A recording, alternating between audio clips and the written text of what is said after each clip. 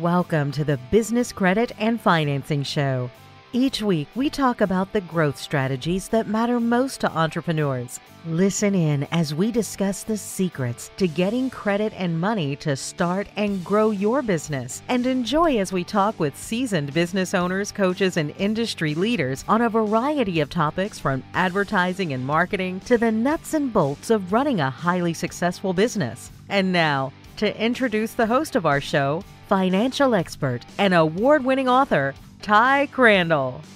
Hello, everybody, and welcome to our show today. I'm really excited you could join us. So today we're diving into a really important topic with a really cool expert in the field. We're going to talk about employee retention. We're going to be talking about how to retain employees and how to get the best ones in the door. Now, our special guest with us today has been with us one other time, and the reason he's back with us today is because we had so much great information that we filled up our time last time with a lot of acquisition, how to get a good employee in the door. But we didn't have a lot of time to talk about how to retain them, how to keep them there. So we're still going to talk a little bit more about how to bring them in, but we're going to spend a lot more time on retention today and amongst many other things in his wheelhouse of knowledge. So with us today is Steve Lowiz. Now, Steve has, for the last 20 years, has become a globally recognized entrepreneur, speaker, and educator. I mean, he's no stranger to leading conferences and symposiums to share his insight on entrepreneurial best practices, team management, and individual development strategies. So from day one, Steve made it his mission to disrupt the HR, recruitment, and personal development industry for the better,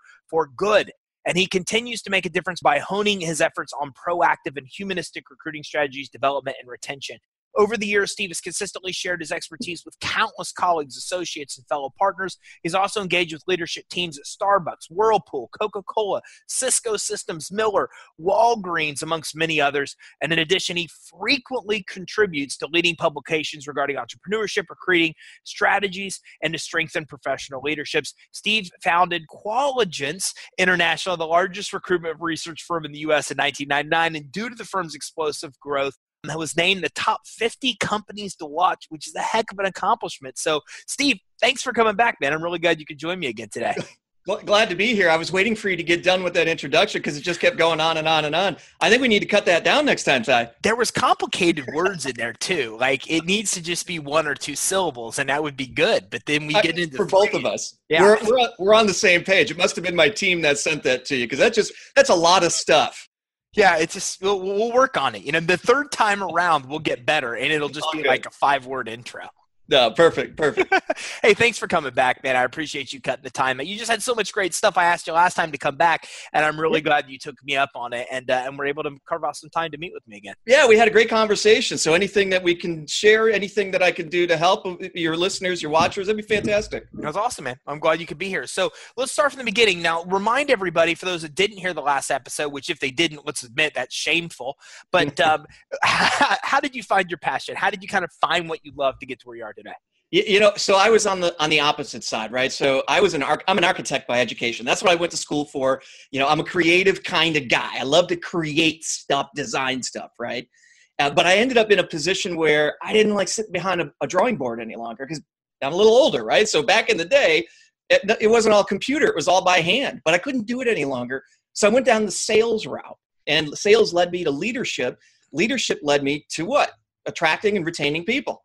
And I had to figure out how to do it, and ultimately saw that the industry was so screwed up back then that I figured there's a better way to do this. And ultimately in the early 90s, 92, I went off and started, and I got into the business of people, got into the business of talent, got into the business of development, got into the business of entrepreneurship. And then here we are, 20 some years later, still doing it and going strong. That's awesome, man. It's a heck of an accomplishment. What do you think, in doing what you do and getting to this point, what have you found is kind of like your superpower, the thing that you're just really, truly, naturally awesome at? Well, I mean, a big part of it is, for me personally, is teaching. I love to teach others what to do based on the mistakes I've made, right? So I don't teach from theory. I teach from practical. I've been there. I messed it up. I screwed up an employee. I've messed up the whole initiative, whatever we were trying to do. And then to look at it from the opposite side and say, all right, how do I not do this again? How do I not ruin another employee? Well, it's powerful you say that because Warren Buffett has one of my favorite quotes that I can't remember, which probably should be one of my favorites if I can't remember it. But it really touches on the fact that, it's good to learn from your mistakes. It's even better to learn from other people's mistakes. Yeah. So I'm glad you could be here because what you've done and what you've built is based on your experiences and obviously the people you've helped and their combined experiences as well. But what's one of the craziest things you've seen in your industry since you've been in it over the last 20 years? Well, I mean, think about the primary piece of the business. So we're all about recruiting people. That's the first part because you can't retain them if you don't have them in the first place. Right. And this industry is notorious for silver bullet syndrome, right? So this is the one way to recruit everybody. This is the one tool to use to attract everybody, to retain everybody, to develop everybody, and so forth. I don't know what it is. All my HR friends and everybody, we all get stuck on this.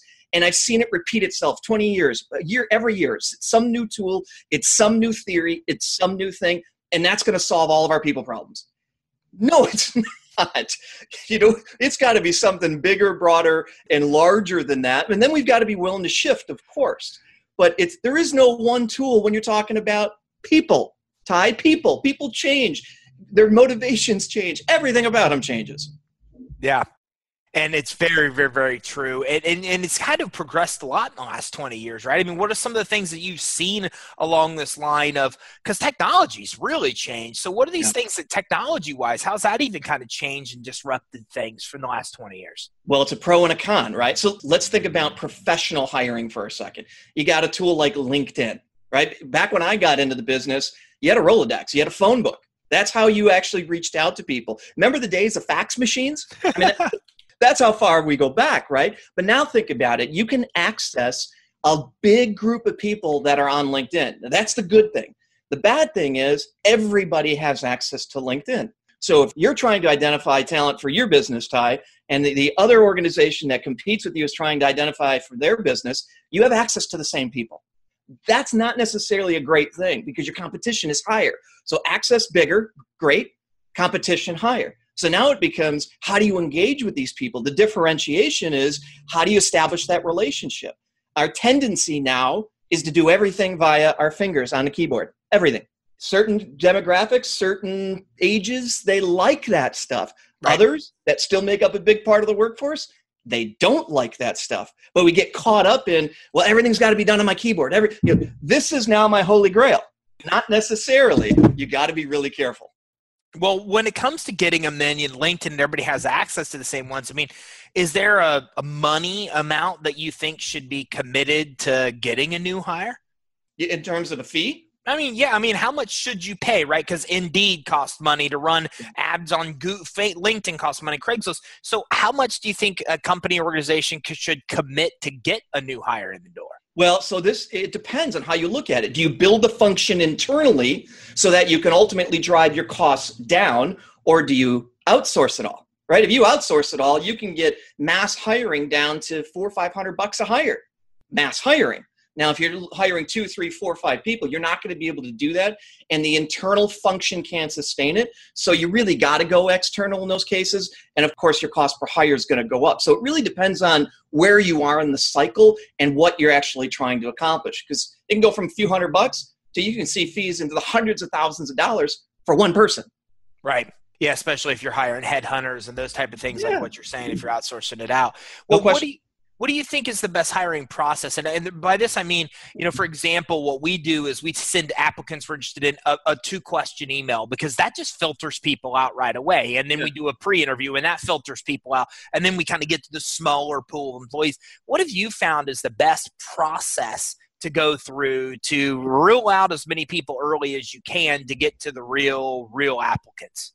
So there's again, to everything, there's a plus and a minus, right? Whether it's technology or anything else. There's some really great things about pre-assessment or asking a few questions up front. If they're really interested, well, they'll respond to me. Now, I'm going to be devil's advocate here for a second, Ty, right? So if you send me those 2 questions, but your competitor down the street doesn't, and they engage with me person one-on-one right off the bat, am I going to answer your 2 questions? Am I going to respond to you? Or am I going to be more apt to respond to the other person who reached out to me? So there is a pro and a con here, right? Yes, you're going to filter it down, but are you always necessarily filtering out the people that are, well, they didn't respond, so they must be lazy? Not really. It's a competitive market out there, so we've got to be really careful about everything we do in the entire process. Make sense? Oh, it Now, makes perfect sense. so there's a plus and a minus on every side, right? And it depends on the level of position too. The lower the position you go, the more kind of screening out you need to do because you're going to have volumes of applications. Right. The higher up the chain you go, the more professional the position. Be careful because you could turn people off because they don't have to do it elsewhere. Makes sense. Makes a bunch of sense. Yeah, so And be careful. what do you find in an interview? Because like you said, it starts at the beginning, right? It starts in the acquiring of a team member. So what do you think things that should be asked or done in an interview? Because, everybody lies in interviews, right? So how do you get through that to get to the real person, to try to make sure that you're doing the right thing in the interview, to kind of make sure that you're bringing in somebody that's a good cultural fit to the organization? So you said something interesting. Everybody lies in your interview. I would say everybody stretches the truth. Some lie blatantly, but I do think that the common nature of man or woman is to say, yeah, I did a little more than what I really should have said I did, or I was more involved than that's absolutely so true. But let's take a step back, because to recruit the right way ties right into retention, right? Because just because you get them in the door doesn't mean you'll keep them, right? So we've got to do a few things up front in this recruiting process. We talked a little bit about this in the last session, right? Is how do we structure the conversation? What do we look for? What are the areas we focus on? But we missed one last time. When we did this last time, Ty, we went through the core four. Remember the core four? Yep, absolutely. All right. So we've been testing something that I didn't bring up because we wanted to have some additional numbers around it. And it's now this process that we call the results-based interviewing. So you hear things like behavioral-based interviewing, competency-based interviewing, and I mentioned both of those last time. But the one thing that we miss, that we have found that makes a big difference and starts to eliminate some of the crap, is this process called results-based interviewing. And it's kind of changing it upside down. Remember, what we talked about is what we're really good at is interviewing people for skill, right? Can you do a function? But we really don't interview for all those other things, which is 90% of the time why we fire somebody. Motivation, communication, people call them soft skills, right? So how do you do all that? So I'm going to flip it on you, and I'm going to change the core four a little bit, because part of it is evolving, right? Right. So instead of getting into competency and skills, I'm going to start with what I call this idea of objectives and really understanding the capability of a candidate to produce. Now, most people who have either been in a leadership role or an HR role understand what behavioral-based interviewing is. Fair? True. So it's the idea behind it is if they behaved a certain way in the past, there's a high correlation, a high likelihood they're going to do the same thing again in the future for you. Right. It makes sense, and the statistics show over 50 years this is the case. The same goes to what I call results. Now think about this. Here's problem number one. When employers are looking for a candidate, often they can't even define the objectives of the position. Now let me explain this. So you'll say, well, it's in the job description. The objective is to drive more sales and take care of our customer. That's not specific, Ty, at all. Right. Think about objectives, and there's a STAR methodology. There's a number of acronyms around it, but it's got to be a KPI, right? So a key performance indicator, and it's got to be measurable, specific, and achievable. So if you go to your candidate and you say, here are the 3 objectives of the role. You need to achieve A, which is measured this way. You need to achieve B, which is measured this way, and C, which is measured this way. Now, give me an example of the situation that most closely resembles it, how you got there, what was your role, what did you do, and so forth. So we begin with specific results. Now, what's the difference? Now, let's think about it. As the employer, first, you have to now change your mindset. It's not just these general things we want to accomplish. I need to be specific about what they need to do. Right. How we're going to measure it, what's expected. How many job descriptions do you see that say that? None. But changing it to a results-based job description makes you me, anybody else as the employer, really think about what you're going to measure them against. Plus, it gives the candidate a better understanding of what's expected. So there's not ambiguity later around, did they do the job, did they not do the job? Start there. Start with the objectives, the results. Have they achieved the results? That's different. So give me an example of how that works to kind of put that into a job where you're basically coming in and saying, here's the results, here's the end goal of what we're looking for. Yeah. So no, I mean, I think it's typical of an explanation to say, here's what we want you to do in the position. But it's not typical to say, here's the result we want you to get. That's absolutely the case. And it's mind-boggling why we haven't done that all this time. So I was talking to a client earlier this morning, and she's new to this process of results-based interviewing. We've trained her around the skills-based and the competency-based and figuring all that stuff out. But really it came down to, okay, she's got to think about it differently. She needed it to add a developer to staff, right? Technology pro. They have a lot of legacy stuff. They are trying to get into some new technologies and so on, which is already an issue. But then I had to make her really think, and she's the COO of the organization. What does success look like? What are the 3 primary things you're trying to accomplish here? Number 1, we want to move all of these legacy systems, and she had a list, onto a new platform by December 31st. Measurable? Is it attainable? Now you can go back to a candidate and say, give me a situation where you've taken legacy systems and put them on a new platform. How did you do it? What was your involvement? What was the cost? What were the roadblocks? What were all the issues? It starts off a whole different conversation, and it sets expectations. This is where we need to be. Number 2, we're spending X amount of dollars in third-party technology services. We need to reduce that by at least 40% by July. Measurable. Give me an example of maybe where you've had something close to that. Doesn't need to be exact. But again, it's setting the bar. Objective. How'd you get there? This is what we expect. And in 6 months in July, we know, did you do the job or not? There is no question. On December 31st, we know, did you do the job or not? There is no question. It makes so much common sense, Ty. I don't know why we haven't been doing it all this time. Yeah, it makes a lot of sense. I mean, like you said, it's just that simple switch between here's what you're going to be doing to here's the result we want you to get. And they're coming in with clear expectations. Yeah. So then when they're on board, they know immediately, even from the interview, exactly what they're expected to do, timelines, how it's going to be measured. I mean, you talk about coming in with completely crystal clear expectations. So, but not everybody thinks about it that way. I was with a senior vice president of another large organization, financial services, here in Michigan, which is where I'm headquartered. And I said, what are the objectives of the role? And he kind of got flustered. And this is a guy that's been doing this a long time. He says, I don't like your line of questioning. I said, what are you talking about? He says, didn't you read the job description? I said, yeah, but there's not one objective in the job description. Everything is about, well, this is your duties. Duties are different than the current situation and the objectives you need. So it took me an hour to finally get to a point where we had 3 concrete objectives that he had in his head, but couldn't communicate it. So it couldn't be communicated to a candidate, so you can't recruit against it, and you can't set expectations for development to get that person there. Yeah. It's mind-boggling. It is. So, and I found that, Stephen, just about everything in a company, you know, how easy it is to get caught up in a process and completely lose sight of what you're trying to accomplish, and how when you focus on the end goal and work backwards, it provides crystal clear clarity in almost any situation. That is so true. Reverse engineering. Right. You want to get here.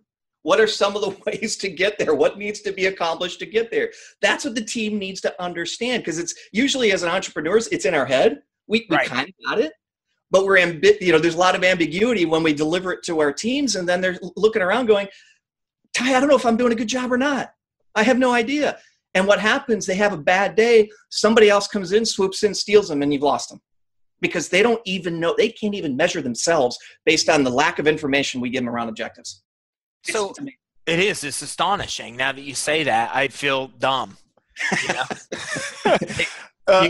As I said, I learned this by doing it. I've messed it up too many times. I just need to precept and follow you around to see all your mistakes and voids. So what are the things when you're talking to somebody else, when you're bringing them in, what are the things? Should you be looking at the social media page? Should you be paying attention to what they're wearing to an interview? You know, these little things, do they add up? Are they to be ignored? I mean, what's your thoughts on all this? So I'm going to give you the Steve answer, then I'm going to give you the politically correct answer. Okay. So the Steve answer is, I look at everything. You know, I look in the full totality of, I want to see somebody's social profile, but I have to take it with a grain of salt. Personal social profile like Facebook is meant to be personal, is fun, is all of that stuff. It's not business like you and I that would necessarily use it for. So if you think it should all be professional, don't even look at it. It makes no sense, right? Same with Twitter, Instagram. You look at any of that stuff, you've got to have the lens on. It's personal, it's friends, it's relationships. It's not business. It's not. Dress, now think about how dress has evolved. You and I are wearing basically the same color shirt. We're pretty casual, are we not? You copied me, by the way. I did. I looked at you first today to see what you were wearing. But think about, there was a period 6 years ago, you wouldn't catch me without a tie. Right. Now, you get in front of a client. Yeah, am I going to dress up? Sure. But think about technology, folks. I can't tell you the last time I saw a really great software developer wear a suit. I don't even think they own one. So you got to, should they be a little bit more professional when coming in for an interview? Absolutely. You got to take that into consideration. If they come in with cutoffs and flip-flops for an interview, I'm probably done. I'm probably done. But they may not have much more than jeans or khakis. Is that cool? Sure. I mean, again, it's a different position. CEO of my business? Probably not. I'm probably going to expect something a little bit more. So you got to take everything with a grain of salt when you're interviewing. So when you get them in the door, and we talked a lot about bringing them in the door before, but what are some things that you found are the best ways to retain top talent? So let's first go back to what we were just talking about around this idea of objectives. And the reason that I bring it up, so there's two complaints that come up with candidates as they're leaving, right? So a lot of companies do exit interviews, right? So when the person resigns, they sit down with HR, and HR says, tell me why you're leaving.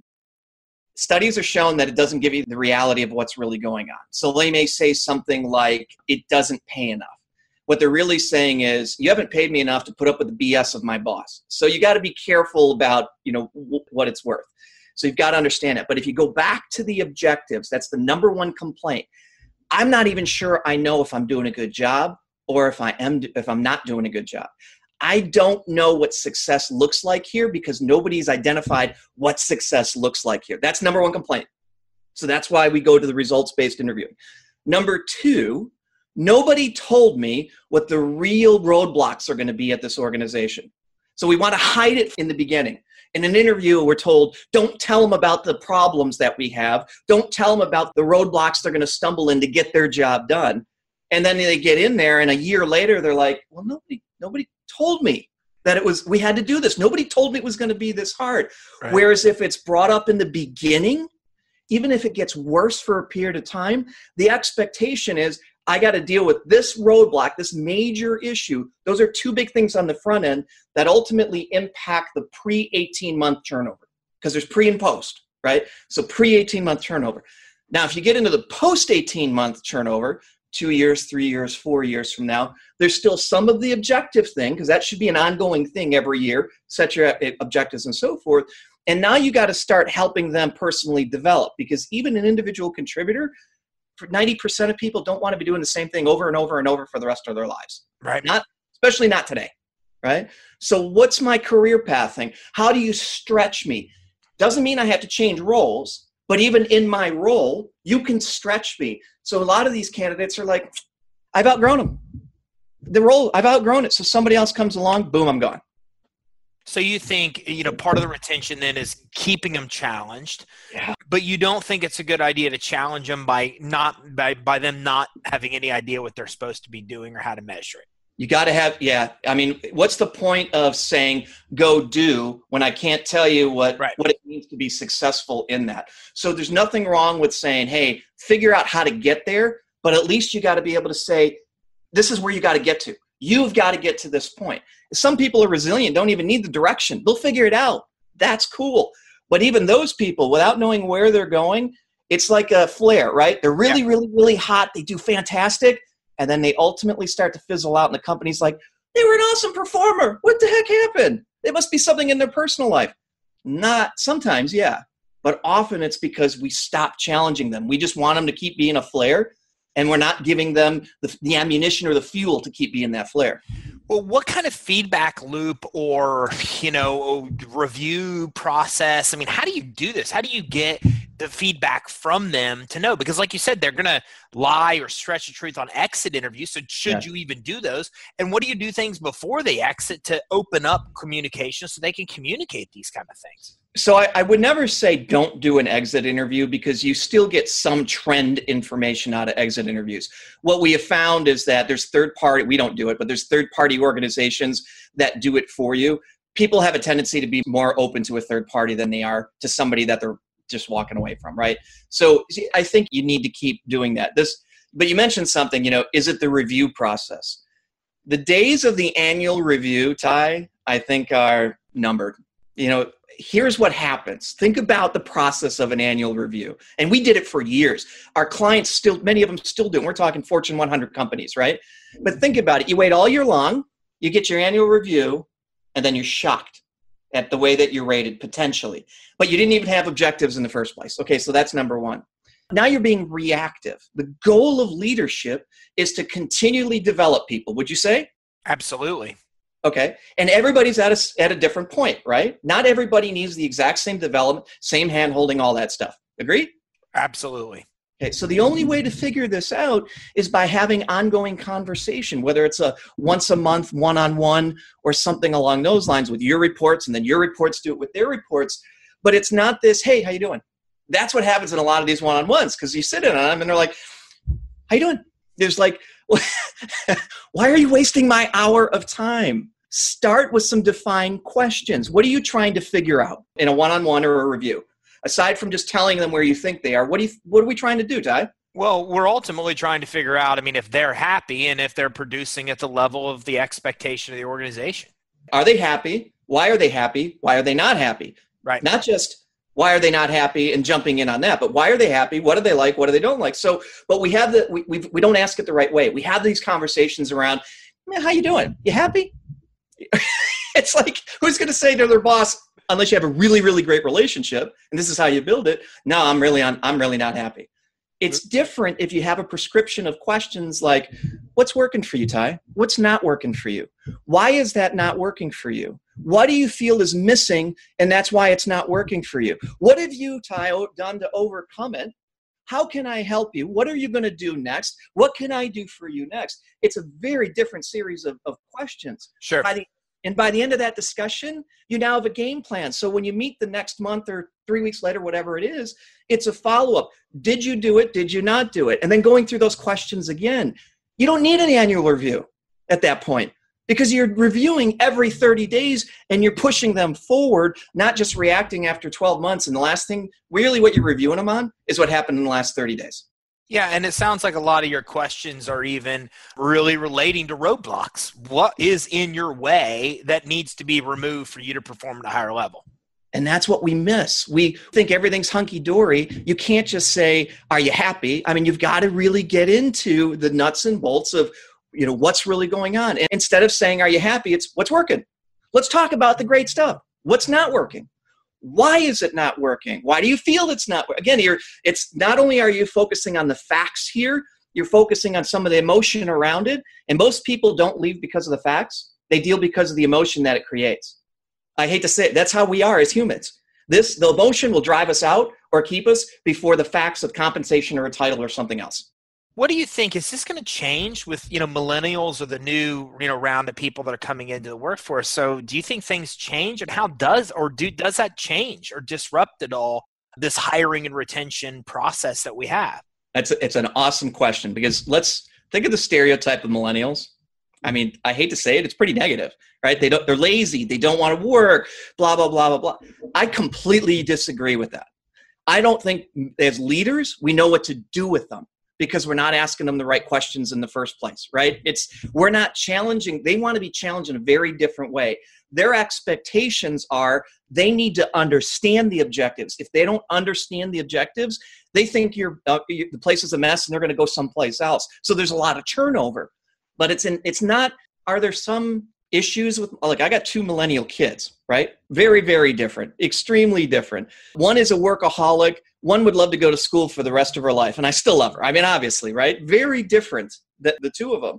But there's some stereotypical things that are stereotypes because there's a little bit of truth. But the majority of it, I think, is we don't know what to do with them. We don't know how to harness them. We're not asking the right questions. We are just not asking the right questions. So it really comes down to giving that clear guidance, clearly what you're expected to produce. I like that. And I like the idea of discussing the roadblocks and barriers they're going to face before they're even hired, because it almost even sets them up to start solving the problem of how to get past those barriers before they even walk in your door. Well, actually, so let's go back for a second, because remember I said on the core four, I'm notorious for, there's four things. So I said the first thing to go after was the objectives, right? Define the objectives, three major objectives. The second thing that I go after is outcomes. So you're defining the objectives because you want to understand the outcome that that person had in a similar situation. So it's objectives and outcome is number one and number two, right? Number three is what we're just talking about, is this idea of obstacles. So you lay it out up front. Here's the obstacle you're going to have, Mr. or Mrs. Candidate, in order to hit the objective that we want you to hit. Give me an example of a situation where you had a similar obstacle. What'd you do? Right? That's how the conversation starts. So now you've got objectives, you've got the outcome that they had, now you've got the obstacle, and the reason you ask that is then to turn it into approach. So after you get an example of the candidate of dealing with a similar obstacle, what would their approach be if they came and worked for you? Now you get to hear them think out loud. Well, I do this. I do this. I do this. Now you've got some real reasoning in a real world situation off the cuff. How would they approach it? Then I go into the rest of the stuff. Do you have the skills? Do you have the competencies? Do you fit my culture? And so on. Because if you can't get past this piece, there's no point in continuing. Yeah. It's very true. And so much of this rings true to just be exact examples. Like I hired somebody that was a horrible cultural fit. I mean, my team they almost took me out. Really? How bad it was. And so now we try to hire based on culture, right? But like you said, when we start with our core values and create questions based on our core values, knowing that our goal is to get somebody that's a cultural fit, well, then ask them culturally related questions. Yeah. I mean, it's the easiest way. So it's just what you're saying is just brilliant, which I'm sure you know because you said it. But it's just brilliant because if you start with the end in mind and work backwards, then you're asking questions, and the whole interview is designed to get to the answers to those questions before you're even. What you just said is so I'm starting with the end, the objectives of the role. And you said start with the end in mind and back into it. So we're spending all of our time up front. Can we have you? What's the closest you've come? How do you deal with those objectives, or the objectives and the roadblocks? And then ultimately, let's get into the cultural aspects. And we talked about that in last session around the core four profile, really right. Understanding, not only the competencies for the position, but really the cultural piece is competencies that fit your business, right? But let's back into all of that by starting with, can you accomplish the results? Do we even know the results we need in the first place? Most entrepreneurs can't even put it on paper. And I've got to really spend some time getting them to think about, oh my gosh, I need them to do A, B, C, and here's my KPI, here's my measurable. It's in your business plan. Break it down, Yeah. Share the wealth. What do you do about pay? Because pay raises to me is nerve-wracking because I don't know how people value money is completely different based on who you talk to. So like when you get to that point, when it comes to perks, when it comes to incentives, another thing I've realized is that like apparently everybody's not incentivized by money. Didn't know that. Like some people like a day off versus more pay, which is crazy.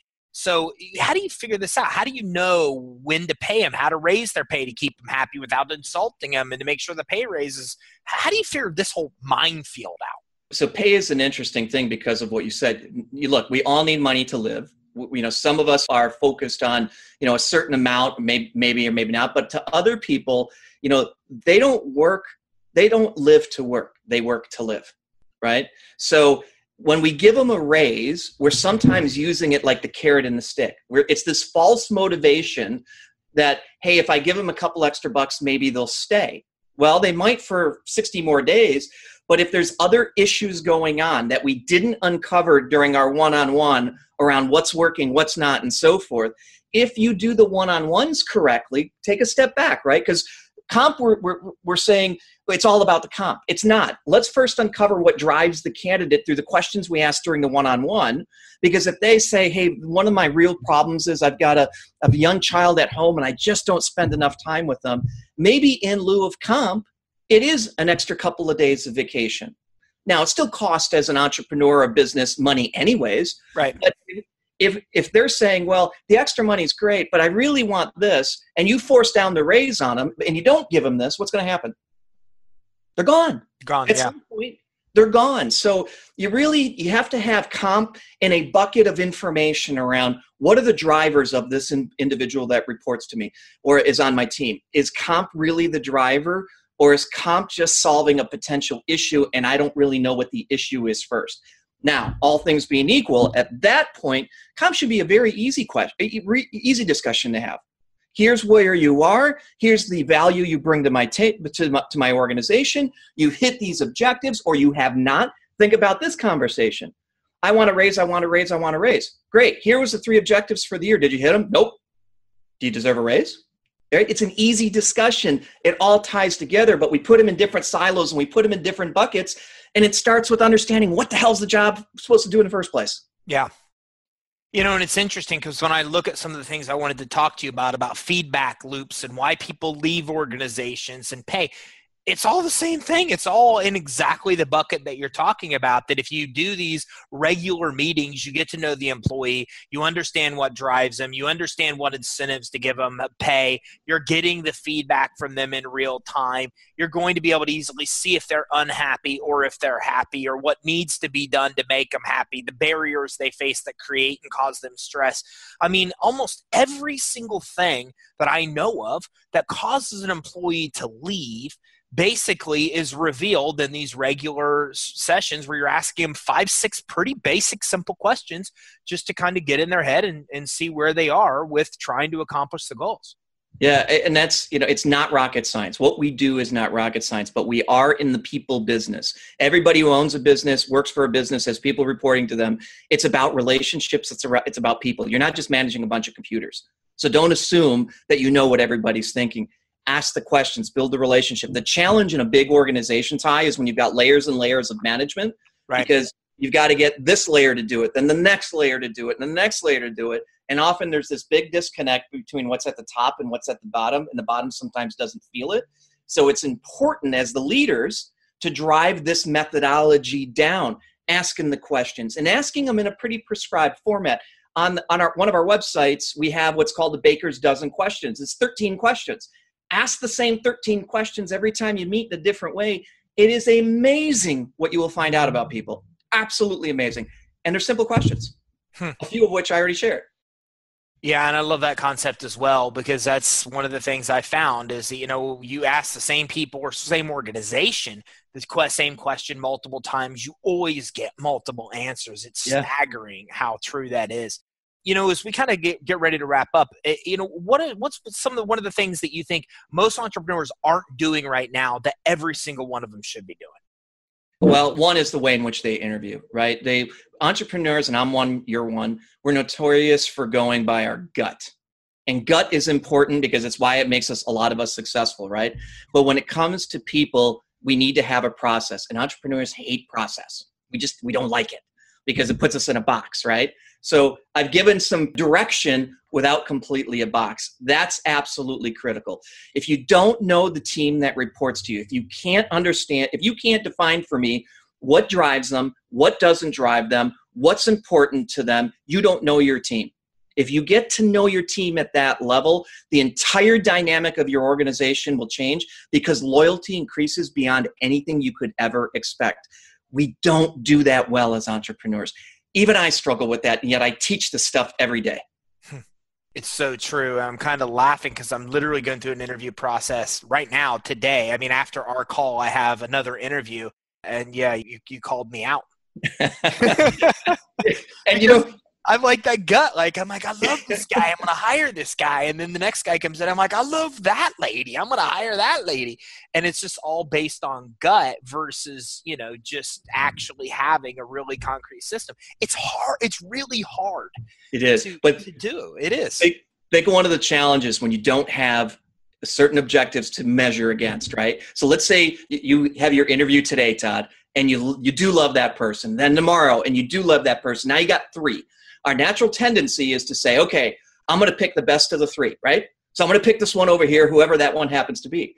But we've never had something to compare all 3 against. Where's my bar for the objectives of the position? What if all 3 of them are under the bar? So you're picking the best of the worst, which I see happen every freaking day because nobody knows what the bar is because they haven't thought about it. Yeah. As we wrap up, and one last question, what's the action item? What's everybody listening? What's one thing that they should do right now to improve in the area of hiring and retention? Well, I think education is the biggest thing, right? Understanding what it means to do this. And to that end, we've got an absolute ton of free resources. One of our companies is Recruitment Education Institute. It's for hiring leaders. It's for HR people, for entrepreneurs to really understand the stuff that I'm talking about, to actually understand what does it mean. There's a ton of free resources at recruitmentedu.com. If you take nothing else out of this thing, at least go there and download all the free stuff, look at all the free videos, because it gives you a lot of direction that you need on the stuff that we're talking about. Love it.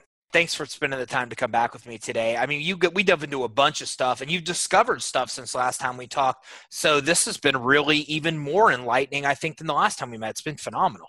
And happy to be part of it. You know, there's no point in learning this stuff and not helping others with it. I'd hate to see others make the same mistakes that we've made all these years, that people continue to make. Let's start changing the way we do this stuff and make happier employees that drive our businesses. I love it. So everybody listen, make sure that you check out recruitmentedu.com. I will leave this in the show resources page. So that's recruitmentedu.com. And again, a very special thanks to Steve for coming on. And thank you all very much for taking the time to tune in. Thanks, everybody. Have a great day. You've been listening to the Business Credit and Financing Show with your host, Ty Crandall. Watch for our next episode to get even more insight on financing and growing your business. And don't forget to check us out online at creditsuite.com for even more business growth strategies.